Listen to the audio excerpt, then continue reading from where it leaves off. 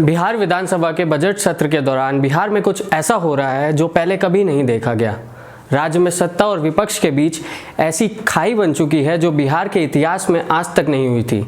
इसकी शुरुआत उस दिन हुई थी जब पिछले हफ्ते सदन के अंदर पुलिस ने विपक्ष के नेताओं को घसीट कर मारा था।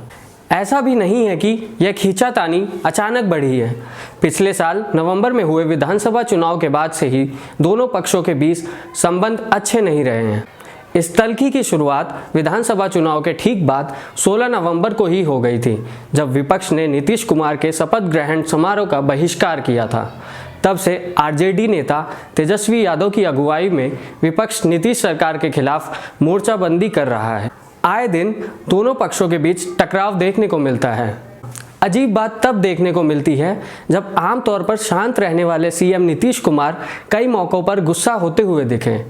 कई दफ़ा मुख्यमंत्री का आपा होना सियासी चर्चाओं में रहा।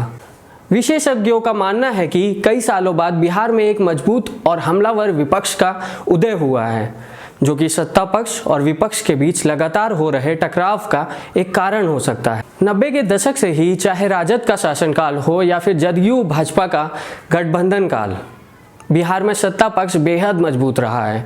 करीब 2 दशकों तक विपक्ष के पास सवाल पूछने की इतनी हिम्मत ही नहीं होती थी। नीतीश हो या लालू, दोनों को कभी मजबूत विपक्ष का सामना करने को नहीं मिला था और ना ही इसकी आदत थी। कई जानकार मानते हैं कि पिछले कुछ दिनों में नीतीश कुमार के आक्रामक होने के पीछे यह भी एक कारण है कि उनको ऐसे विरोध को काउंटर करने की आदत ही नहीं है। नवंबर 2020 में हुए चुनाव में 244 सीटों वाले बिहार विधानसभा में सत्ता पक्ष और विपक्ष को मिली सीटों के बीच का अंतर महज 15 रहा था और जदयू को तो उनके सहयोगी भाजपा से भी कम सीटें मिली थी।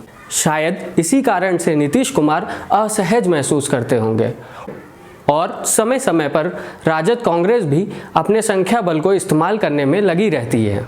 सीटों का अंतर कम है, दोनों पक्षों को जनता के बीच सुपीरियर साबित करने का अतिरिक्त दबाव है।